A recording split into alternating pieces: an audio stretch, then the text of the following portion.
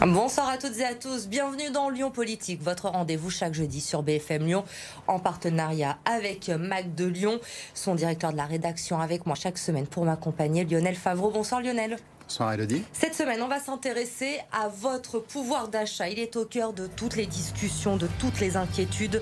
Hausse du prix de l'essence, du gaz, de l'énergie, hausse du prix des matières premières. Les factures ne cessent d'augmenter.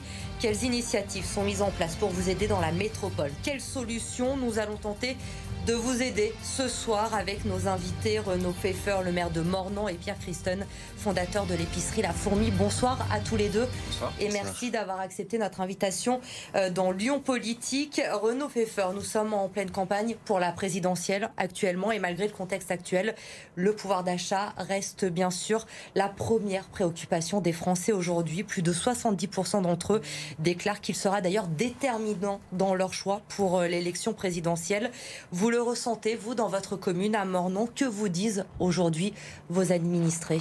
Alors, on le ressent, c'est sûr, mais en fait, c'est un sujet qui n'est pas nouveau. Il a été un peu mis sous le tapis au gré des crises que nous vivons depuis maintenant plusieurs années. Parce que moi, je me souviens, Nicolas Sarkozy, en 2007, il est élu président de la République sur le travailler plus pour gagner plus. Et c'était voilà, déjà le sujet du pouvoir d'achat. Le sujet du travail, mais aussi le sujet du pouvoir d'achat qui était au cœur de sa campagne. François Hollande, au début de son mandat, il est complètement planté sur la question du pouvoir d'achat. Après, les attentats viennent perturber l'actualité, donc le sujet revient en deuxième position. Et puis là, Emmanuel Macron, pareil, on se souvient de la crise des Gilets jaunes, qui était en réalité, au départ, c'était pas uniquement un mouvement social, un mouvement dur, c'était la crise du pouvoir d'achat. Mais est-ce qu'aujourd'hui, vous êtes davantage sollicité en tant que maire par vos administrés qui vous demandent des aides ou comment ça se manifeste? Ouais, ils nous sollicitent régulièrement. On voit l'activité de nos centres communaux d'action sociale, les CCAS, se développer. Les gens sont très inquiets. C'est vraiment un sujet de conversation récurrent. Nous, on va essayer de trouver et d'apporter des solutions, comme d'ailleurs on l'avait fait par le passé. Mais c'est vrai que c'est au cœur des discussions et on sent vraiment que ça devient un sujet qui avant était un sujet de discussion, un sujet d'inquiétude. Je pense qu'aujourd'hui, ça devient un sujet de tension. Et on va revenir justement dans un instant sur les solutions, sur ce que vous mettez en place sur votre commune. Pierre Christen, vous avez fondé l'épicerie La Fourmi en 2015 déjà. Il y en a 3 aujourd'hui à Lyon, dans le 1er, dans le 3e et dans le 9e arrondissement. Vous proposez des produits anti-gaspi bio et locaux, des produits déstockés, donc moins chers à la vente. Même question que pour Renaud Pfeffer. Quel constat faites-vous ces derniers temps? Que vous disent vos clients aujourd'hui? Nos clients sont toujours venus pour le prix, plus que même pour le côté anti-gaspi. On a trouvé tout de suite une clientèle qui, en centre-ville en tout cas, recherchait le bon plan, pouvoir se nourrir à moindre coût, avec des produits en plus qui sont de bons produits, parce qu'on cherche effectivement plutôt du local ou de l'épicerie fine. Aujourd'hui, le discours n'a pas trop changé, puisque ils recherchent toujours le prix au maximum. On voit quand même qu'effectivement, ils ont plus de problèmes qu'avant.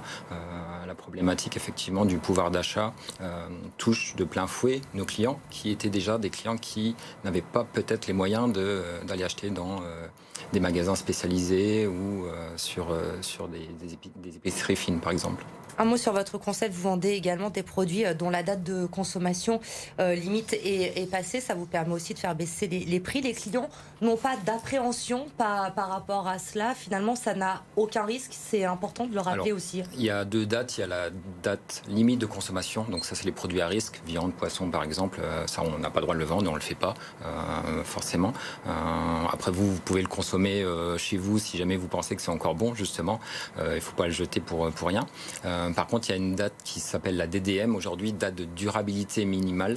Et ça, c'est une date de préférence. Vous avez la date de préférence. Et ça, c'est une date qu'on peut dépasser à la vente vente et à la consommation sans aucun risque.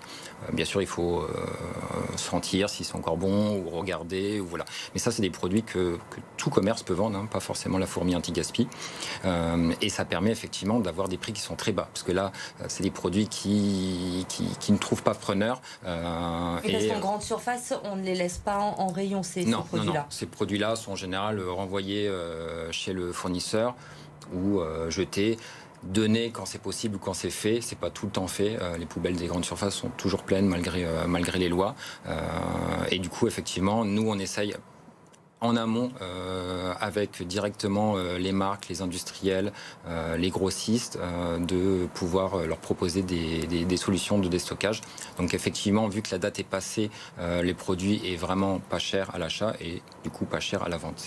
Ces dernières semaines, est-ce que vous avez constaté une hausse de la fréquentation de vos épiceries ou une évolution du profil de la clientèle ? Alors, au niveau du profil, non, parce que, comme je vous disais, c'est déjà nos clients étaient en grande majorité des gens qui n'ont pas un gros pouvoir d'achat. On a beaucoup de retraités, d'étudiants, de mères de famille avec plusieurs enfants. Pourrait élargir les personnes concernées à terme ? Ce qu'on retrouve aujourd'hui, c'est qu'effectivement, on a plus de gens qui viennent nous voir, mais ils consomment moins, ils font plus attention, même chez nous, à leurs achats, avec beaucoup moins d'achats plaisir, beaucoup plus de biens essentiels, mais tout ce qui est achat plaisir et qu'on propose grâce justement à notre déstockage d'épicerie fine n'est pas aussi bien vendu qu'il y a quelques temps, avant le Covid et même pendant le Covid, où justement les gens avaient besoin de se faire plaisir. On était un peu les seuls commerces ouverts. Et du coup, là, se faisait plaisir dès qu'ils pouvaient acheter. Aujourd'hui, on est sur des biens essentiels. Et quand on fait du déstockage, on ne trouve pas forcément tout. Donc, on a aussi, nous, un peu du mal, des fois, à trouver les bons produits pour nos clients. On voit que les prix ne cessent d'augmenter en ce moment en grande surface, avec évidemment la hausse du prix du blé, des céréales, des matières premières. Michel-Édouard Leclerc prédit une hausse entre 3 et 3,5% dans la grande distribution dans les prochaines semaines. Est-ce que les produits que vous achetez ont déjà augmenté et est-ce qu'à terme, forcément, vous aussi dans vos épiceries, les produits que vous vendez vont forcément aussi augmenter ? Nous, nos prix d'achat effectivement ont augmenté, même quand on va trouver des lots déstockés, même si le prix peut être bas, il y a la logistique derrière qui, elle, n'est pas un prix de déstockage, le transporteur, le grossiste, et puis toutes les charges qu'on a, c'est-à-dire notre loyer, les charges salariales, etc. Tout ça a augmenté, l'énergie, et donc on est obligé à un moment donné de le répercuter sur les prix, même en faisant de l'anti-gaspi ou du déstockage. Donc effectivement, il y a des prix qu'on a été obligé d'augmenter. Le moins possible, ça faisait quasiment 4-5 ans.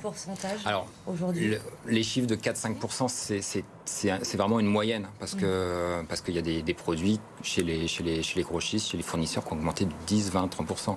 Sur les petits prix, je ne sais pas, un paquet de pâtes qu'on pouvait acheter 40 centimes, maintenant on l'achète 50 centimes, donc ça fait plus que 5% d'augmentation.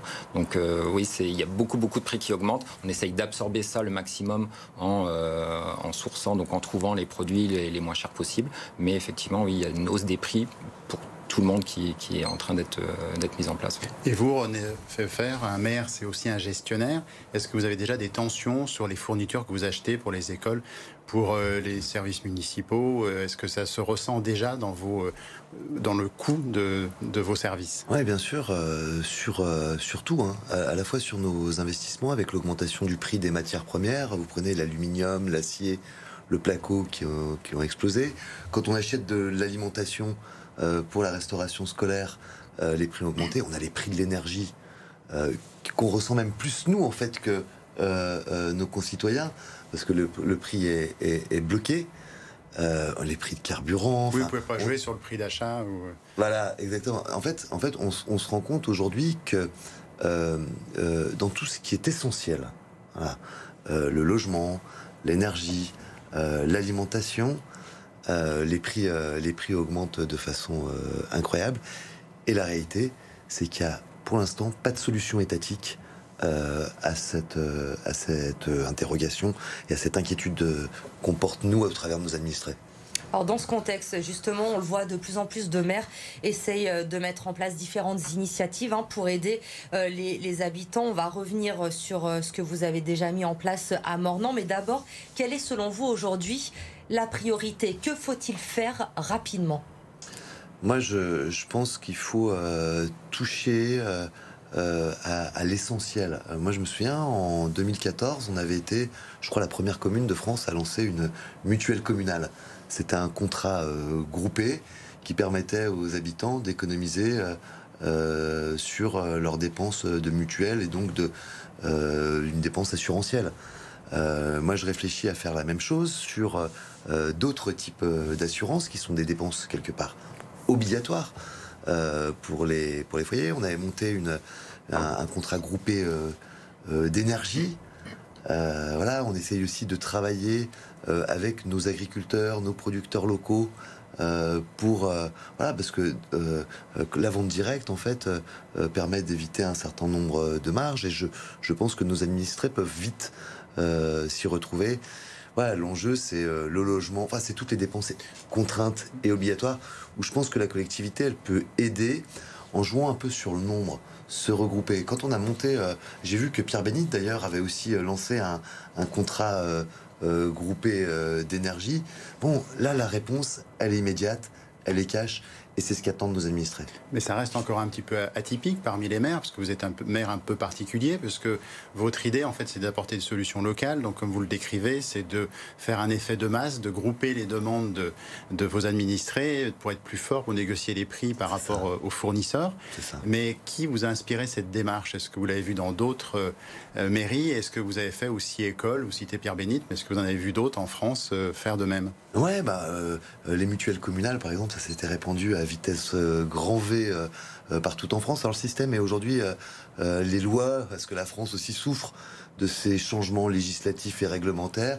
Les lois sur les contrats d'assurance, notamment assurance santé, ont complètement changé depuis 2014. Donc c'est moins évident aujourd'hui que pour être compétitif et arriver à négocier. Parce que les assurances obligatoires des entreprises, il y a le zéro, enfin il y a tout un tas de nouvelles dispositions qui font qu'en fait on doit essayer de constamment nous adapter. Moi je reste persuadé que dans la mission de proximité qu'on a, et moi je salue le projet de Pierre qui est un très très beau projet économique, plein de bon sens en réalité. Je crois que voilà, les élus locaux, c'est des élus de bon sens. Il faut qu'ils écoutent leurs administrés et d'ailleurs qu'ils aillent essayer d'imaginer, d'inventer des solutions qui, même si elles s'inscrivent pas dans la durée, elles peuvent apporter une réponse immédiate à ce genre de problème. Mais aujourd'hui, sur les mutuelles, il y a encore un gain? Ouais, aujourd'hui, on va renégocier. Je pense qu'on va y arriver, mais le gain est moins important. Il est de quel ordre? À l'époque, c'était 30-35%. Donc, vous voyez, c'était quand même significatif. Ouais, significatif. Moi, je sais que les personnes âgées, il y a un couple de personnes âgées qui avaient économisé 1 500 € par an. C'est pas rien. Voilà. Sur l'énergie, on peut, à mon avis, on était arrivé à descendre à moins 15, moins 20%. Là, aujourd'hui, il faut qu'on réinvente nos modèles. Mais en fait, les sujets, il faut toujours qu'on s'attaque au même sujet, parce que le problème du pouvoir d'achat sur ces dépenses contraintes, voilà, je pense qu'on peut, en réfléchissant, en écoutant Pierre, en travaillant avec d'autres communes, on peut arriver à trouver des solutions. Est-ce qu'il y a des maires qui vous disent que vous mêlez de quelque chose qui ne vous regarde pas directement, que vous en faites trop? On me l'avait dit au début, mais en fait, je m'en fous. L'enjeu, c'est de répondre aux besoins des administrés. Et c'est vrai qu'aujourd'hui, la question du pouvoir d'achat, elle est centrale. Et vous avez commencé il y a longtemps déjà, pendant le mouvement des Gilets jaunes notamment, vous avez décidé d'aider financièrement les Mornantais qui souhaitaient passer au bioéthanol. Combien l'ont fait? Ça vous a coûté combien? Alors, en fin de compte, ça n'a pas coûté très très cher. Ça n'a pas connu un grand succès, hein, cette opération. On avait dû en faire une 30aine, donc c'est pas énorme. Mais les dispositifs étaient un peu nouveaux, peu connus. Aujourd'hui, on en parle, donc on va relancer cette aide à l'installation de dispositifs bioéthanol. On va le faire avec la commune de Mornan, mais mon vice-président de la communauté de communes du pays mornantais m'a dit ouais, j'aimerais bien qu'on y aille pour tout le territoire. Donc, et voilà. Vous risquez cette fois d'avoir plus de demandes, parce que ça a du succès, hein. De plus en plus, on a pu le constater cette semaine, de nombreux automobilistes choisissent de convertir leur voiture essence au bioéthanol. Regardez ce reportage réalisé à Anse avec Lucie Young. Un boîtier comme ça qui ressemble comme ça en fait. Voilà, je le commande. Ce simple petit boîtier peut vous faire économiser jusqu'à 50% sur le plein de carburant. En quelques heures, Michael Bouillot, garagiste à côté de Lyon, peut convertir un moteur essence en moteur bioéthanol grâce à un simple branchement. Je branche mes 2 connecteurs, un plus qui est là, le moins, je le referme et ça fait tout seul et 4 petites LED qui vont s'allumer. Le bioéthanol, c'est moins d'1 € par litre en moyenne. Alors avec l'augmentation du prix de l'essence, ce garage a vu exploser le nombre de demandes d'installation de boîtiers. On a doublé le nombre de demandes de devis de la part de nos clients et on a même constitué du coup des listes d'attente pour les installations qui doivent être mises au planning. Aujourd'hui, il y a une incitation donc, à utiliser des moyens de transport qui sont plus écologiques et plus verts et le bioéthanol en fait partie. C'est déjà pré-réglé. Ouais. Donc vous allez rouler avec, mettre un peu plein d'éthanol. Et normalement... Un carburant plus vert à base de plantes, une solution écologique et économique, c'est ce qui a convaincu Michael de faire la transition. Avec l'augmentation des prix de l'essence, plus les considérations écologiques, c'est quand même assez important et du coup il faut franchir le pas, quoi. Alors au moment de faire le plein, c'est forcément la bonne surprise. Oui, ça fait plaisir. Ça rappelle vraiment une ancienne époque que les jeunes n'ont pas connue. Pour passer au bioéthanol, comptez entre 800 et 1700 € d'installation selon le modèle de voiture. Attention, cela entraîne une surconsommation de 10 à 15% de carburant. Renaud Pfeffer, à un moment, vous voulez vous inscrire dans le sillage des centrales photovoltaïques villageoises. Le principe, c'est de mutualiser les toits, maisons, bâtiments publics, entreprises et agriculteurs pour produire de l'énergie renouvelable, de l'énergie solaire. Où en êtes-vous? Est-ce que là aussi, ça s'est étendu au niveau de votre communauté de communes? Ouais, ça marche bien. Aujourd'hui, la technologie, elle est maîtrisée. Après, on a toujours une petite difficulté aussi d'appro, parce que là, pour le coup, sur le photovoltaïque, on est très dépendant de la Chine. Mais ce qu'on fait là, c'est qu'on va créer une plateforme de services énergétiques. L'idée, c'est d'aller chercher de l'autonomie énergétique. Et donc, à la fois pouvoir jouer sur le prix, sur le côté vertueux, parce que la production sera locale. Donc, l'idée, c'est de produire en partenariat avec les habitants, les entreprises, qu'il faut mettre dans la boucle, les agriculteurs, produire du photovoltaïque de façon conséquente, voilà, faire baisser le prix et avoir une consommation plus vertueuse. Mais ce qu'il faut dire aussi, c'est que l'autoconsommation individuelle ou collective est d'ores et déjà autorisée. Donc vous pouvez faire ça en quelque sorte en circuit court sans le remettre dans le réseau. C'est une évolution technique et juridique. Ouais, tout à fait. Mais est-ce que ça a vraiment marché? Est-ce qu'il y a un gain? Il y a un gain qui est immédiat. Et là, pour le coup, c'est un vrai gain de pouvoir d'achat. La difficulté pour les gens, c'est qui veulent installer des panneaux photovoltaïques sur leur toit, c'est l'investissement.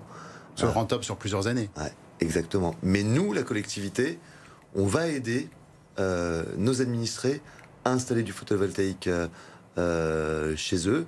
On va créer aussi des centrales photovoltaïques. Voilà, et là, on est sûr que ça aura un impact sur le pouvoir d'achat. Mais il y a aussi un sujet, c'est que, en fait, aujourd'hui, la tension est telle que la réponse, elle doit être immédiate. Et ça, ce sont des projets au long cours. Dans vos épiceries, est-ce que vous arrivez à maintenir un flux malgré les difficultés peut-être d'approvisionnement qu'on peut connaître et la hausse des prix? Un flux de produits. De produits, puisque vous êtes dépendant en fait du déstockage. On a quand il y a des ruptures pendant le Covid, quand il y avait des ruptures sur des biens essentiels, on était dans le même cas en fait. On essayait de trouver des produits, des lots comme les grandes surfaces. Mais voilà, c'était devenu denrée rare pour à un moment donné, c'était les pâtes, par exemple. C'est pas pire pour vous quand vous êtes en bout de chaîne, en fait. Non, ça ne change pas, mais on est un peu sur les mêmes phénomènes. Ouais, voilà, c'est ça. Alors je le disais tout à l'heure, votre première épicerie, vous l'avez ouverte en 2015, ça fait 7 ans maintenant. Est-ce qu'aujourd'hui, vous pouvez dire que ce modèle-là, il est rentable? Alors oui, il est rentable. Nous, dans nos modèles de magasins, donc de petits magasins de centre-ville, c'est pas rentable tout de suite. Il faut attendre quand même plusieurs années, le temps qu'on établisse une clientèle aussi fidèle. C'est ça qui nous fait marcher aussi, c'est que nos clients sont des fidèles, qui nous soutiennent aussi, qui soutiennent le projet. Il y a des clients qui viennent plutôt dépenser l'argent chez nous que dans les grandes enseignes. Donc ça peut avoir un acte aussi un peu militant. Mais oui, aujourd'hui, on a aidé une épicerie à Nantes à ouvrir. On essaye de travailler pas forcément en franchise, mais en partenariat, parce qu'on trouve que c'est plus sympa d'être partenaire et d'aider d'autres projets comme le nôtre. Vous en avez 3 pour le moment à Lyon. Est-ce que vous avez prévu d'en ouvrir d'autres dans les prochains mois, les prochaines années sur la métropole? Alors dans les prochains mois, non. En fait, là, pour l'instant, on est un peu sur un rythme d'une tous les 3 ans. Donc la prochaine, si on reste sur ce rythme-là, ça serait 2023, 2024. On n'est pas pressé. On ne veut pas être trop gros. On n'est pas en recherche de fonds d'investissement ou de choses comme ça, puisqu'on veut rester quand même local. On a un peu la fierté d'être sur Lyon et d'être les précurseurs sur Lyon. Il y a d'autres projets qui s'ouvrent un peu partout en France. Nous, si jamais on continue à ouvrir d'autres magasins, on resterait sur la région, parce qu'effectivement, on n'a pas envie forcément d'être trop gros et finalement de tomber dans les travers de la grande distribution, en fait. Quel est votre positionnement par rapport au réseau des épiceries sociales et solidaires, qui fonctionne peut-être plutôt sur le don? Alors, effectivement, nous, on est une société, donc on achète notre stock, on ne bénéficie pas de dons. Vous êtes concurrents, complémentaires? On est souvent complémentaires. Pourquoi? Parce qu'on ne vend pas les mêmes produits, forcément. On a beaucoup, par exemple, dans l'épicerie du premier, on est juste à côté d'une épicerie sociale et solidaire. Les clients viennent dans nos 2 magasins, on se connaît bien. On a déjà travaillé ensemble pour, par exemple, racheter du stock à l'un ou à l'autre sur des problématiques de surstock. On a des clients aussi qui ne trouvent pas forcément certains produits dans l'épicerie sociale et solidaire, parce que pareil, eux, ils dépendent de la banque alimentaire souvent et de dons, donc ils ne sont pas tous les produits tout le temps. Donc ils viennent se compléter chez nous sur des prix qui sont sensiblement les mêmes qu'une épicerie sociale et solidaire. Donc en tout cas, sur Lyon, on n'est jamais en concurrence, parce qu'effectivement, il y a un besoin d'épicerie ou de magasins à des prix compétitifs, mais également avec des valeurs éthiques et responsables que n'ont pas forcément les magasins discount, par exemple, qu'on retrouve sur le territoire. Donc voilà, on est complémentaires. Renaud Pfeffer, on a vu ce que vous avez mis en place pour votre commune. Est-ce que vous considérez que les élus locaux aujourd'hui ont assez de pouvoir pour agir sur ces questions de pouvoir d'achat? En préparant cette émission, je vous vois sourire, vous nous avez dit que l'État ne devait pas trop vous casser les pieds. Ça veut dire quoi? Je pense qu'en fait, il y a plein de problèmes qui peuvent se gérer en local, dans la relation humaine, dans la proximité. Je crois que la proximité, c'est l'efficacité. Le problème, c'est que dès qu'on met des règlements complexes, des contraintes, en fait, on freine les énergies locales. Je crois que les maires, aujourd'hui, ce sont des interlocuteurs immédiats de la population. On dit souvent que ce sont des élus à portée de baffe. Alors malheureusement, parfois, c'est vrai. La réalité, c'est qu'ils sont au plus proche du territoire. Et donc, je pense qu'ils peuvent apporter des réponses en s'appuyant sur le tissu associatif, sur des entreprises locales, sur des spécificités locales. Donc je pense qu'il faut vraiment permettre aux mairies, en allégeant notamment notre système administratif et réglementaire, permettre à nos communes de prendre des initiatives. Parfois, on sent qu'on est un peu border quand on prend des initiatives. Il faudrait qu'on ait un droit à l'expérimentation et à l'initiative qui soit renforcé. Vous avez justement d'autres idées, d'autres expérimentations en tête? Ouais, moi je pense, tout à l'heure on parlait des assurances santé, moi je pense aux assurances des véhicules, aux assurances des habitations. En fait, je crois que tout ce qui peut être négocié en groupe, en plus dans un esprit de village quelque part, tout ce qu'on peut négocier ensemble, eh bien finalement ça nous permet de faire jouer une vraie concurrence et donc d'être de faire la gagner, mairie centrale d'achat. Ouais, c'est la mairie qui peut accompagner les achats en fait. Elle pourra pas tout acheter, mais on sait qu'il y a plein de sujets où quand on achète ensemble, on arrive à réaliser des économies. En novembre dernier, lors des élections municipales à Givors, élections qui ont dû se refaire, Fabrice Rival, un des candidats, proposait dans son programme de faire baisser la taxe foncière pour redonner du pouvoir d'achat aux Givordains. Est-ce que vous considérez que ça pourrait être une solution, que c'est quelque chose que les maires pourraient activer aujourd'hui? Alors les maires, ils ont un problème de ressources. Donc aujourd'hui, c'est très difficile pour un élu de faire baisser sa taxe foncière. Il y a eu la suppression de la taxe d'habitation, la diminution des dotations de l'État. Donc si on veut faire tourner des services publics, on ne peut pas non plus... voilà. Mais en revanche, ce qui est sûr, c'est que les communes peuvent aider. À Mornan, par exemple, on aide les familles quand elles inscrivent leurs enfants dans une activité associative, culturelle ou sportive. Disons que la cotisation est à un prix, la commune vient abonder en fonction de la réalité aussi sociale des gens. On s'appuie sur les quotients familiaux et on va aider jusqu'à 50% de l'inscription dans une activité. Vous prenez faire de la musique, c'est vraiment épanouissant, mais c'est très cher aussi. Et il y a des familles qui ne peuvent pas se le permettre, donc nous on aide à hauteur de 50%. Une dernière question à tous les deux pour terminer cette émission. Si vous aviez aujourd'hui, ce soir, la possibilité de proposer une mesure aux candidats à la prochaine élection présidentielle pour le pouvoir d'achat, ce serait laquelle? Alors moi, ce serait d'essayer de supprimer tous les règlements, les procédures administratives coûteuses. Ce ne sera pas une mesure populaire, mais je pense que ce serait une mesure d'efficacité. Il y a besoin de... Voilà, c'est très coûteux pour l'État, et je pense que montrer aux gens que quand on simplifie, on peut diminuer les charges sociales. D'appliquer la loi, par exemple, il y a une loi contre le gaspillage alimentaire qui existe et qui n'est pas du tout appliquée. On va voir les poubelles des grandes surfaces, elles sont toujours pleines. Donc voilà, déjà d'appliquer des lois qui existent. Eh bien, merci à tous les deux, en tout cas, d'avoir été avec nous ce soir dans Lyon Politique pour répondre à nos questions sur le pouvoir d'achat. Lionel, merci. On se retrouve jeudi prochain pour un nouveau Lyon Politique consacré aux EHPAD dans notre région la semaine prochaine. Passez une très bonne soirée sur BFM Lyon. L'info se poursuit.